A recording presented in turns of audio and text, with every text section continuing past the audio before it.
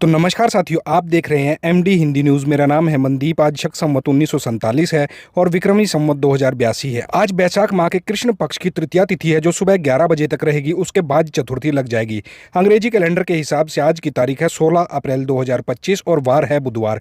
जय श्री गणेशाय नमः। चलिए पहले नजर डालते हैं हरियाणा की दिन भर की प्रमुख खबरों पर। हरियाणा के बिजली उपभोक्ताओं के लिए बड़ी खुशखबरी, अब जीरो होगा बिजली का बिल, बताएंगे पूरी खबर। हरियाणा में प्राइवेट स्कूल बुक सेलर का गठजोड़ जारी, 57 शिकायतें मिली। जांच के लिए एचसीएस अधिकारियों की कमेटी बनाई गई। शिक्षा मंत्री को करेंगे रिपोर्ट, बताएंगे पूरी खबर। हरियाणा के 12 जिलों में लू का येलो अलर्ट, आज मौसम साफ रहेगा। कल से बदलाव देखने को मिलेगा। सिरसा सबसे गर्म जिला रहा, तापमान 39 डिग्री पहुंचा, बताएंगे पूरी खबर। हिसार से जयपुर चंडीगढ़ फ्लाइट इसी हफ्ते में शुरू होगी। मई में जम्मू अहमदाबाद फ्लाइट की तैयारी। एयरपोर्ट कैंटीन में चाय 86 रुपए में मिल रही है और मैगी 143 रुपए की, बताएंगे पूरी खबर।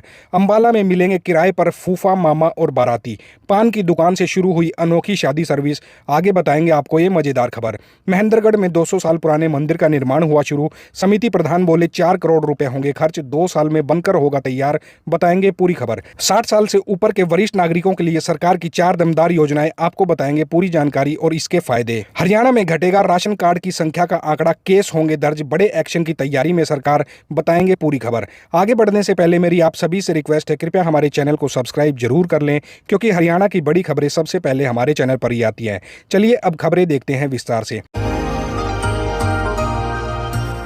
प्रधानमंत्री नरेंद्र मोदी ने 29 फरवरी 2024 को पीएम सूर्य घर मुफ्त बिजली योजना की शुरुआत करी थी, जिसका उद्देश्य देश भर के गरीब और अंत्योदय परिवारों को सौर ऊर्जा से जोड़ना है। इस योजना के तहत सरकार ने 75,021 करोड़ रुपए बजट तय किया है और इसे वर्ष 2026-27 तक पूरी तरीके से लागू करने का लक्ष्य है। इस योजना के अंतर्गत उपभोक्ताओं को सोलर पैनल लगाने पर सब्सिडी दी जाएगी। सामान्य श्रेणी के उपभोक्ताओं को 30,000 रुपए प्रति किलोवाट और 60,000 रुपए 2 किलोवाट और अधिकतम 78,000 रुपए 3 किलोवाट तक सब्सिडी दी जा रही है। वहीं अंत्योदय परिवारों को अतिरिक्त रूप से 25,000 रुपए प्रति किलोवाट तक की सहायता भी केंद्र सरकार द्वारा दी जा रही है। हरियाणा के झज्जर जिले में उपायुक्त प्रदीप दहिया ने लोगों से इस योजना का अधिक से अधिक लाभ उठाने की अपील करी है। अब तक 300 से अधिक आवेदन आ चुके हैं। निगम जल्द ही एक जागरूकता कैंप भी आयोजित करने जा रहा है। इस योजना का लाभ वे उपभोक्ता उठा सकेंगे जिनकी वार्षिक आय 1.8 लाख रुपए से 3 लाख रुपए तक है, जिनके घर का लोड 2 किलोवाट तक है। साथ ही रेजिडेंट वेलफेयर एसोसिएशन भी इस योजना से लाभ ले सकते हैं। अधिक जानकारी के लिए आवेदन के लिए पोर्टल solarconnection.uhbvn.org.in या pmsuryaghar.gov.in पर जाकर विजिट करें। हरियाणा में निजी स्कूलों की मनमानी एक बार फिर चर्चा में है। अभिभावकों की जेब पर भारी पड़ रही किताबों को लेकर शिक्षा विभाग को 57 शिकायतें मिली है। इन शिकायतों में महंगी किताबों की बिक्री, बिना मान्यता स्कूलों का संचालन, खराब बुनियादी ढांचा और अयोग्य शिक्षकों की नियुक्ति शामिल है। शिक्षा विभाग ने इस पर संज्ञान लेते हुए एचसीएस अधिकारियों की एक कमेटी गठित करी है, जो शिकायतों की जाँच कर रिपोर्ट शिक्षा मंत्री महिपाल ढांडा को सौंपेंगे। पानीपत, सोनीपत, करनाल, अंबाला, गुरुग्राम, फरीदाबाद, रोहतक और पंचकुला ऐसे जिले हैं जहां से सबसे ज्यादा शिकायतें आई हैं। वहीं सरकारी स्कूलों में फ्री किताबों की आपूर्ति भी चिंता का विषय बनी हुई है। 7 लाख पुस्तकों में से 5 लाख ही 12 अप्रैल तक स्कूलों में पहुंच पाई, जिससे लगभग 65% छात्रों को ही किताबें मिल सकी। इस देरी की वजह एक ही पब्लिशर को ठेका मिलना बताया जा रहा है, जिससे सप्लाई में 2 हफ्ते की देरी हुई है। शिक्षा मंत्री महिपाल ढांडा ने इस देरी को स्वीकार करते हुए भविष्य में समय पर वितरण का आश्वासन दिया है। सरकार ने निजी स्कूलों पर नकेल कसते हुए यूनिफॉर्म हर साल बदलने पर रोक और किसी खास दुकान से किताबें खरीदने के दबाव से राहत जैसी गाइडलाइन भी जारी करी हैं। हरियाणा में मौसम ने एक बार फिर करवट ली है। आज बुधवार से प्रदेश में लू और तेज गर्मी का असर फिर से देखने को मिलेगा। पिछले कुछ दिनों की बारिश से मिली राहत अब खत्म होती नजर आ रही है। मंगलवार को सबसे गर्म जिला सिरसा रहा, जहां अधिकतम तापमान 39 डिग्री सेल्सियस दर्ज किया गया। प्रदेश के तापमान में औसतन 0.6 डिग्री सेल्सियस की बढ़ोतरी दर्ज करी गई है। मौसम विभाग ने 16 अप्रैल के लिए येलो अलर्ट जारी किया है। इसके तहत आज प्रदेश में 12 जिलों में लू चलने की संभावना जताई जा रही है। ये जिले हैं सिरसा, फतेहाबाद, हिसार, भिवानी, चरखी दादरी, महेंद्रगढ़, रेवाड़ी, झज्जर, गुरुग्राम, फरीदाबाद, पलवल और मेवात। वहीं 10 जिलों में फिलहाल हीट वेव का अलर्ट नहीं है। बीते 24 घंटों में भी तापमान में उतार चढ़ाव देखने को मिला। भिवानी में सबसे ज्यादा बढ़ोतरी जो है वो दर्ज करी गई। यहाँ तापमान 1.9 डिग्री बढ़कर 38.5 डिग्री सेल्सियस तक जा पहुंचा। दूसरी ओर करनाल में सबसे अधिक गिरावट देखी गई, जहां तापमान 0.8 डिग्री घटकर 34.6 डिग्री रह गया। लू और गर्म हवा से बचाव के लिए लोगों को एहतियात बरतने की सलाह दी गई है। हिसार एयरपोर्ट से हवाई यात्रा के विकल्प तेजी से बढ़ते जा रहे हैं। प्रधानमंत्री नरेंद्र मोदी द्वारा 14 अप्रैल को हिसार एयरपोर्ट का उद्घाटन किया गया, जिसके बाद अयोध्या के लिए पहली फ्लाइट रवाना हुई। अब इसी हफ्ते में हिसार से जयपुर और चंडीगढ़ के लिए भी उड़ानें शुरू होने वाली है। सप्ताह में 3 दिन के लिए ये फ्लाइट चलाई जाएंगी। प्रपोजल ATC को भेजा जा चुका है और 2 से 3 दिन में शेड्यूल मिलने की उम्मीद है। मई महीने में जम्मू और अहमदाबाद के लिए भी सीधी फ्लाइट सेवा शुरू करने की तैयारी चल रही है। ये सभी फ्लाइट्स एलायंस एयर द्वारा संचालित की जाएंगी। सीएम नायब सिंह सैनी नई फ्लाइट्स को हरी झंडी दिखाकर रवाना करेंगे। दिल्ली से हिसार और अयोध्या के लिए फ्लाइट्स का पूरा टाइम टेबल जारी किया जा चुका है।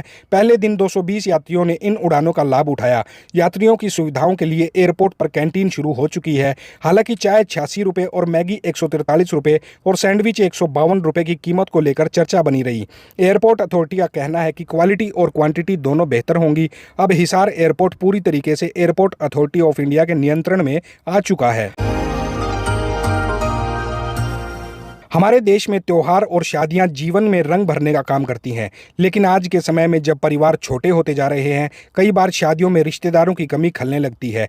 ऐसे में हरियाणा के अंबाला जिले में इस समस्या का अनोखा समाधान ढूंढ लिया गया है। अंबाला छावनी के बाजार में स्थित बिहारी जी पान वाले की दुकान अब सिर्फ पान की दुकान नहीं रह गई है। यहाँ आपको पान के साथ साथ किराए पर रिश्तेदार और बाराती भी मिल जाते हैं। जी हाँ, अब आपको चिंता करने की जरूरत नहीं कि बाराती में घोड़ी के आगे नाचने वाला कौन होगा। 1961 में शुरू हुई इस दुकान की नींव इसके संस्थापक ने पान व्यवसाय के लिए रखी थी। आज उनके बेटे विकास बिहारी ने इसे नया रूप दिया है। उन्होंने सोशल बैकअप सर्विस के तहत शादी समारोह के लिए किराए पर रिश्तेदार उपलब्ध करवाने की शुरुआत करी है। यहाँ जोशीले बाराती से लेकर बुजुर्ग मामा तक सब किराए पर मिलते हैं। सबसे महंगे फूफा जी हैं, जिनका किराया 51,000 रुपये है।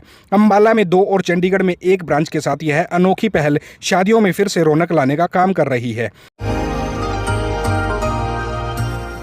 महेंद्रगढ़ के मोदाश्रम मंदिर परिसर में भगवान शंकर के प्राचीन मंदिर के नवनिर्माण की प्रक्रिया शुरू हो गई है। साधु संतों के सानिध्य में विधिवत भूमि पूजन किया गया। यह शिव मंदिर लगभग 200 वर्ष पुराना है, जिसकी नींव गुलाब राम लोहिया ने भगवान शंकर के दर्शन के बाद रखी। अब श्रद्धालुओं की संख्या को बढ़ता देखते हुए मंदिर को 90 फीट लंबा और 63 फीट चौड़ा बनाया जाएगा। निर्माण पर लगभग 4 करोड़ रुपए का खर्चा आएगा और इसे 1.5 से 2 साल के भीतर पूरा करने का लक्ष्य भी रखा गया है। भूमि पूजन कार्यक्रम में विट्ठल गिरी, ज्ञानेश्वर गिरी, भवानी शंकर गिरी समेत कई संतों ने भाग लिया। बड़ी संख्या में श्रद्धालु भी शामिल हुए। भजन कीर्तन और प्रवचनों से वातावरण भक्तिमय हो गया। हर हर महादेव के जय घोषों के साथ मंदिर की नींव रखी गई और प्रसाद वितरण किया गया। मंदिर समिति के प्रधान सुधीर ने बताया कि आगामी शिवरात्रि तक मंदिर के पहले लेवल तक का काम पूरा कर लिया जाएगा। साथ ही मंदिर परिसर में 2 एकड़ में शिव पार्क विकसित किया जाएगा, जहां 51 फीट ऊंची भगवान शंकर की प्रतिमा को स्थापित किया जाएगा। सरकार ने हाल ही में बजट में वरिष्ठ नागरिकों को बड़ी राहत दी है। इन बदलावों का उद्देश्य न केवल आर्थिक सहयोग देना है, बल्कि बुजुर्गों को सम्मानजनक और आत्मनिर्भर जीवन जीने का अवसर भी प्रदान करना है। सबसे पहले बात करते हैं ब्याज आय पर राहत की। अब वरिष्ठ नागरिकों के लिए ब्याज आय पर TDS की सीमा 50,000 रुपये से बढ़ाकर 1 लाख रुपये कर दी गई है। इससे छोटे निवेशकों को बड़ा फायदा मिलेगा। किराया आय पर भी राहत दी गई है। अब किराए पर मिलने वाली सालाना आय पर TDS सीमा 2.4 लाख से बढ़ाकर 6 लाख रुपए कर दी गई है। आयकर छूट की बात करें तो 60 वर्ष से अधिक उम्र वालों के लिए 3 लाख और 80 वर्ष से अधिक वालों के लिए 5 लाख तक की आय पर कोई भी टैक्स नहीं देना होगा। स्वास्थ्य बीमा प्रीमियम पर भी छूट दी गई है। धारा 80D के तहत अब 50,000 रुपए तक की छूट मिलती है और यदि पति पत्नी दोनों वरिष्ठ हैं तो ये सीमा 1 लाख रुपए तक जाती है। इन योजनाओं के प्रभाव भी गहरे हैं। बुजुर्गों को आर्थिक स्वतंत्रता मिलती है, सामाजिक सुरक्षा मजबूत होती है और स्वास्थ्य देखभाल में भी बड़ी मदद मिलती है। निष्कर्ष ये है कि सरकार की ये पहलें बुजुर्गों के जीवन में स्थिरता और सम्मान लाती हैं। अब जरूरत है व्यापक जागरूकता की, ताकि हर पात्र नागरिक को इस योजना का पूरा लाभ जो है वो मिल सके। हरियाणा में अब फर्जी तरीके से बीपीएल कार्ड बनवाने वालों पर सख्त कार्रवाई सरकार करने की तैयारी कर चुकी है। मुख्यमंत्री नायब सिंह सैनी ने स्पष्ट कर दिया है कि जो लोग गलत तरीके से खुद को गरीब साबित करने पर बीपीएल सूची में शामिल करते हैं, उन्हें खुद ही अपना नाम सूची से हटवाना होगा। ऐसा नहीं करने पर सरकार उनके खिलाफ केस दर्ज कर गिरफ्तारी की प्रक्रिया शुरू करेगी। राज्य में अंत्योदय अन्न योजना और बीपीएल परिवारों के कुल राशन कार्ड की संख्या 51 लाख से ज्यादा है, जिस पर हर महीने 241 करोड़ रुपए खर्च हो रहे हैं। बीपीएल कार्ड धारकों को गेहूं, बाजरा, चीनी और सरसों का तेल मुफ्त दिया जाता है। सरकार ने नए दिशा निर्देश जारी किए हैं, जिनके तहत अगर किसी बीपीएल परिवार के सदस्य के नाम पर कोई 4 व्हीलर है, बिजली बिल सालाना 20,000 से ज्यादा है या इनकम गलत दर्शाई गई है, तो ऐसे कार्ड रद्द कर दिए जाएंगे। साथ ही अब राशन वितरण में पारदर्शिता बढ़ाने के लिए लाभार्थियों को मोबाइल पर SMS के जरिए राशन की जानकारी भेजी जा रही है, ताकि कोई भी गड़बड़ी ना हो सके। तो साथियों, ये थी हरियाणा की प्रमुख खबरें। जो साथी नए हैं वो कृपया हमारे चैनल को सब्सक्राइब करें। मिलते हैं आपसे कल नई खबरों के साथ। तब तक जय हिंद, जय राष्ट्र, जय हरियाणा।